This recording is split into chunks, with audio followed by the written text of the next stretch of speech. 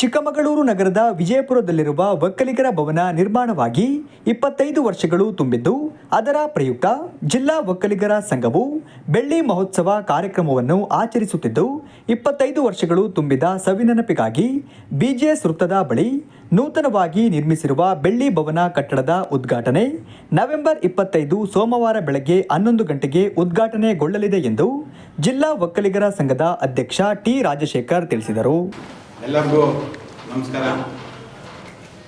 ಏನು ಜಿಲ್ಲಾ ಒಕ್ಕಲಿಗರ ಸಂಘದ ವಿಜಯಪುರದ ಚೌಲ್ಟ್ರಿ ಏನಿದೆ, ಆ ಚೌಲ್ಟ್ರಿ ಕನ್ಸ್ಟ್ರಕ್ಷನ್ ಆಗಿ 25 ವರ್ಷಗಳು ಈ ವರ್ಷಕ್ಕೆ ಕಳೆದಿದೆ. ಹಾಗಾಗಿ ನಮ್ಮ ಜಿಲ್ಲಾ ಒಕ್ಕಲಿಗರ ಸಂಘ ಬೆಳ್ಳಿ ಹಬ್ಬವನ್ನು ಅದರ ನೆನಪಿನಲ್ಲಿ ಆಚರಿಸ್ತಾ ಇದ್ದೀವಿ.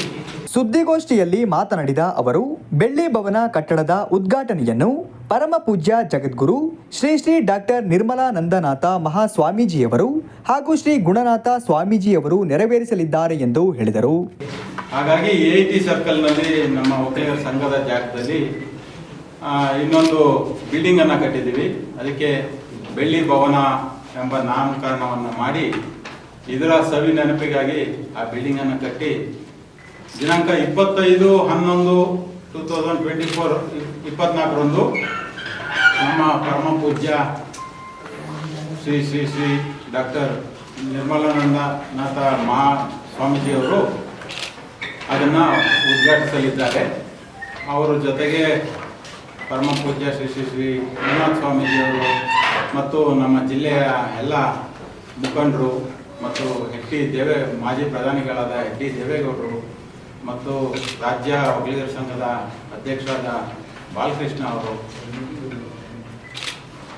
ಜಿಲ್ಲಾ ಉಸ್ತುವಾರಿ ಸಚಿವರಾದ ಜಾರ್ಜ್ ಅವರು, CT ರವಿ ಅವರು, ಪ್ರಾಣೇಶ್ ಅವರು, ಜೀವರಾಜ್ ಅವರು, TD ರಾಜೇಗೌಡರು, ಎಲ್ಲ ಮುಖಂಡರುಗಳು ಹಾಜರಿರ್ತಾರೆ. SL ಭೋಜೇಗೌಡರು, ತಮ್ಮಯ್ಯನವರು.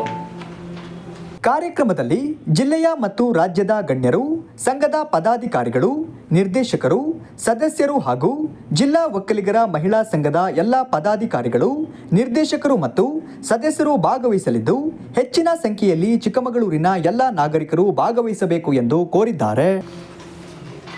ಹಾಗೆ ಆ ಒಂದು ಕಾರ್ಯಕ್ರಮದಲ್ಲಿ ಕಾಫಿ ಬೋರ್ಡಿನ ಅಧ್ಯಕ್ಷರಾದ ದಿನೇಶ್ ಅವರಿಗೂ ಒಂದು ಸನ್ಮಾನವನ್ನು ಇಟ್ಕೊಂಡಿದ್ದೀವಿ ಹಾಗೂ ಡಾಕ್ಟರ್ ಅಂಶುಮನ್ ಅವರಿಗೂ ಆ ಕಾರ್ಯಕ್ರಮದಲ್ಲಿ ಗೆಸ್ಟ್ ಆಗೂ ಇದ್ದಾರೆ, ಅವರಿಗೊಂದು ಸನ್ಮಾನವೂ ಇದೆ.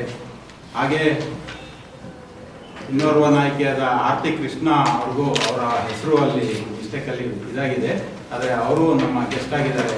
ಡಾಕ್ಟರ್ ಆರ್ತಿ ಕೃಷ್ಣ ಅವರು ಅವತ್ತು ಆ ಕಾರ್ಯಕ್ರಮದಲ್ಲಿ ಅವ್ರಿಗೂ ಒಂದು ಸನ್ಮಾನವನ್ನು ಇಟ್ಕೊಂಡಿದ್ದೀವಿ. ಹಾಗೆ ಚಿಕ್ಕಮಗಳೂರು ಜಿಲ್ಲಾ ಒಕ್ಕಲಿಗರ ಸಂಘ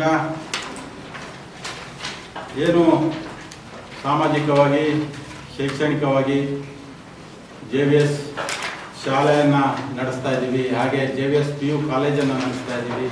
ಮಾಚ್ಕೋಡ್ನಹಳ್ಳಿನಲ್ಲಿ ಒಂದು ಜಿಲ್ಲಾ ಒಕ್ಕಲಿಗರ ಸಂಘದ ಮಾಚ್ಕೋಡ್ನಹಳ್ಳಿ ಶಾಲೆಯನ್ನು ನಡೆಸ್ತಾ ಇದ್ದೀವಿ.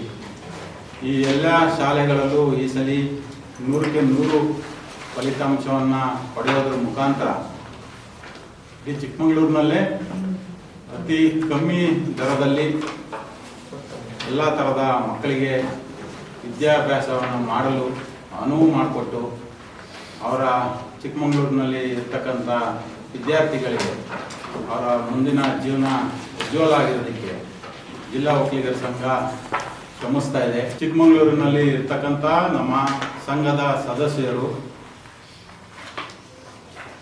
ಸಾರ್ವಜನಿಕರು, ಎಲ್ಲ ಸಂಘ ಸಂಸ್ಥೆಗಳಿಗೂ ಇನ್ವಿಟೇಷನನ್ನು ಕೊಟ್ಟಿದ್ದೀವಿ. ಅವರೆಲ್ಲರೂ ಬಂದು ಅತಿ ಹೆಚ್ಚು ಸಂಖ್ಯೆಯಲ್ಲಿ ಬಂದು ಆ ಕಾರ್ಯಕ್ರಮವನ್ನು ಯಶಸ್ವಿಗೊಳಿಸಬೇಕು ಅಂತೇಳಿ ತಮ್ಮೆಲ್ಲರ ಮೂಲಕ ಕೇಳ್ಕೊಳ್ತೇವೆ.